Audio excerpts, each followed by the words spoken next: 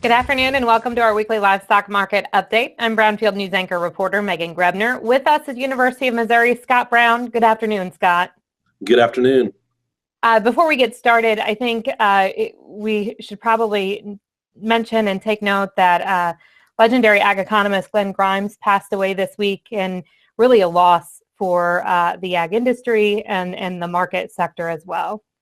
Yes, there's certainly many of us here at the University of Missouri who have fond memories of working with Glenn over the decades of his career here. I always say the father of hog economics is certainly a title that I would give Glenn. I believe he started back in the 1950s as a livestock agent here at the University of Missouri, and I spent many day sitting in his office with him, being patient with me, teaching me about the economics of the hog industry. And I think many of my other faculty members would tell very similar stories. I can't think of a person who would spend more time with you talking about their knowledge of the industry than Glenn Grimes. And we certainly miss him here at the University of Missouri. And I know the hog industry as well is going to miss his insight that he brought to the industry for so many years. Absolutely, and thoughts and prayers to his family as they mourn his loss. Scott, as we get started this week, it's kind of a slow week, really, on the markets. The holiday in the middle of the week. Let's talk about a little bit what happened and what we saw on the cash trade. Yeah, so I think if you look at cattle markets to begin with, I think we can call fed cattle down $1 to $2 for the week again. So more weakness in terms of those fed cattle prices. We really didn't get a test on feeder cattle this week, given we did have the holiday setting in the middle of the week. So we'll have to wait to next week to kind of see where those feeder calf and feeder cattle prices have gone. When you look at the meat side of the picture, the box beef choice cutout was down $8.80 for the week, really led by weakness across the board when you look at what's been happening on the beef side. So more of the same in terms of where we see those beef prices moving the last several weeks, and thus I think some of the reason we've seen weakness in fed cattle prices. When we turn to the pork side, again, a little shorter week on the pork side as well. We'll call cash hog prices up about 50 cents for the week. When we look at the pork cutout value, it was up $1.70 again this week, so we continue to see higher pork cutout values. We'll continue to talk about pork bellies leading the way, up $7.72 for the week on pork bellies. And with the middle of the week holiday, a strong demand for hot dogs. Does that figure in as you get into that hot dog eating contest? Absolutely. If we could all just eat 72 hot dogs in 10 minutes, just think what it would mean to the pork industry. But I don't think many of us can compete with Joey Chestnut when it comes to eating that amount of hot dogs in a short period of time. Absolutely not. Not a ton of news really market related this week, but there's a lot of trade news and information that came out. We found out yesterday the European Union and Japan has agreed to an economic partnership agreement. Let's talk about how that potentially impacts the livestock sector here in the U.S.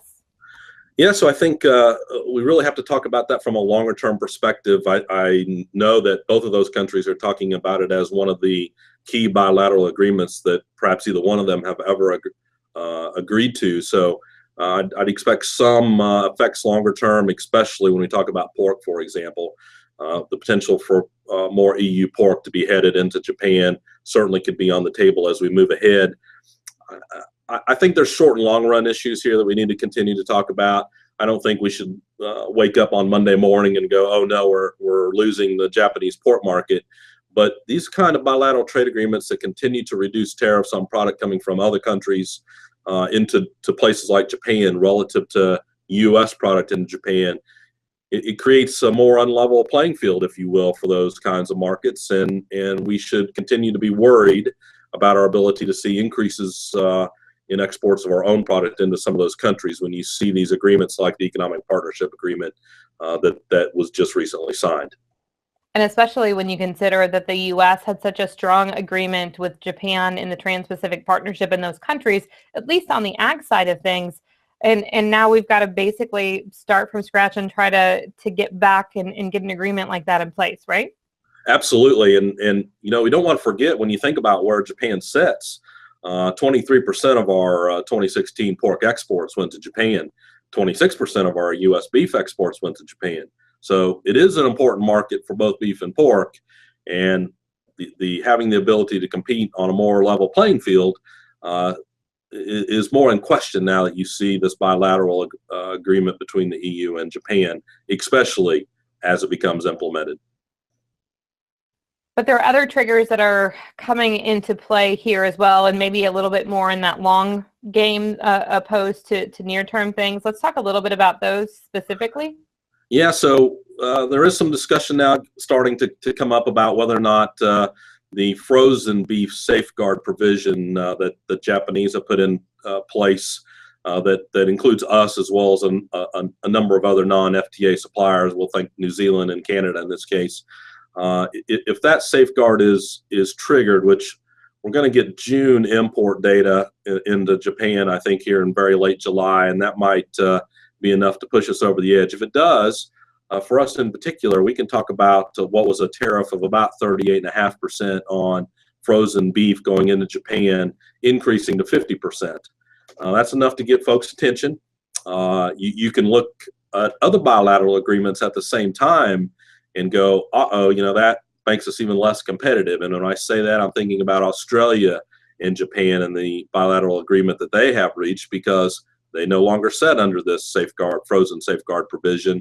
And so their tariff on product will remain at about 27.2%. So almost half the level of tariff that our product might face if that safeguard provision is triggered. Now, that is right now just talking about frozen beef. However, if we trigger the frozen beef safeguard provision, we'll probably start seeing more fresh product move into Japan, and that could even trigger the fresh product safeguard as well. So trade is going to continue to be important, and trade agreements relative to that trade of products is always going to be front and center. It's no longer just NAFTA that'll be at the forefront of conversations. It's getting an agreement with Japan in an urgency almost there. Absolutely. And you mentioned, you know, TPP and where we talked about an agreement with a number of countries. Now we're seeing a lot more of this bilateral, these bilateral agreements occurring. And if we let others get in ahead of us in some of these markets, it's hard to claw back over time as well. If you lose market share because you face a higher tariff, it's hard to get that market back. So very critical that we pay attention to what happens on the trade agreement side as we move ahead.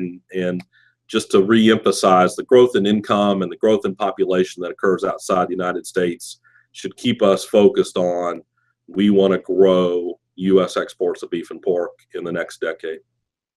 Continuing on the trade theme, Scott, monthly trade data was released this week. Let's talk a little bit about those numbers and maybe some surprises and some things that maybe weren't as surprising as we take a look at that report. Yeah, so when you look at May beef exports, May 17, setting at 226 million pounds of product that we moved out of the United States, up 3.2% relative to a year ago. That's the smallest percentage increase we've seen since June of 2016. So a little bit of slowdown occurring in terms of beef exports. Japan was a critical market for us, up 6 million pounds when you look at May of this year relative to May of a year ago. So a little bit of slowdown there. When you look at the pork side, you know, so we've had this discussion a lot about when we increase pork production and we bring on these new processing facilities, the one thing we need to do is be able to export more pork. I think the good news there is we are seeing a lot of strength. May 2017 pork exports at 515 million pounds. That's over 12% above a year ago on the pork export side. Mexico, South Korea, Japan, countries very important in terms of that growth over the period of time. When you actually look at the data year over year, we were actually down to the combination of China and Hong Kong when you look at pork exports over that period. So it just reminds you that Mexico, South Korea, Japan are very important. And we're getting support, price support there as well, at least on the domestic side, correct? Absolutely. When you start to look at the growth in beef and pork production that we're seeing relative to the growth in exports, I think it paints a very different story in those two, in that the growth in beef production has really been exceeding the growth in beef exports that we've seen, certainly since the first of this year. Yet when you look at the pork side, the growth we've been seeing in monthly pork production relative to a year ago seems to be very close to the growth that we're seeing in terms of pork exports. So it might give us a little more ability to see price strength in the pork market. Thus, I think we have been seeing that. The growth in hog prices that we've been seeing, I think, has a lot to do with the fact that, yes, we are getting stronger trade growth that helps offset that growth in pork production we're seeing. Yet on the beef side, maybe not quite as positive a news on that front. So we'll have to continue to watch that balance between monthly production growth here in the U.S. of beef and pork relative to what we can export to other countries. If we don't export it to other countries, we're certainly going to eat it here in the U.S. at some point. As we round things out this week, Scott, we talk about demand internationally, demand domestically. Jobs report came out today, another big bump. That's got to mean good things for domestic demand here. Absolutely. You know, so we got a report today that gave us 222,000 more jobs, given what the government told us this morning.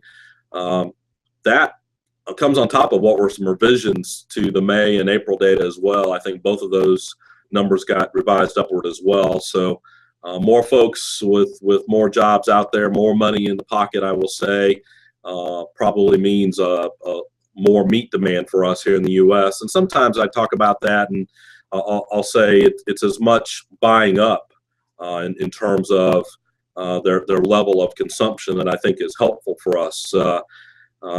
Although not related to the jobs report, I'll say, you know, some of the news we start to see out of places like Walmart, who are upping the quality of beef that they put in the meat case, tells me that there is interest from consumers for some higher quality product, and that job growth is nothing but helpful when you think about the increase in supplies that we are creating here in the U.S. today. Scott, anything else? I think we've covered the major topics for this week, and we'll be back to a full week of markets next week. Back to normal, or as normal as we can be next Friday. That's right. To have our weekly livestock market update delivered to your email box every Saturday, visit our website, brownfieldagnews.com. Click subscribe. You can also submit questions and comments there. And for market updates twice daily, make sure to check out John Perkins' Market Minute. Have a great weekend. I'm Megan Grebner on Brownfield.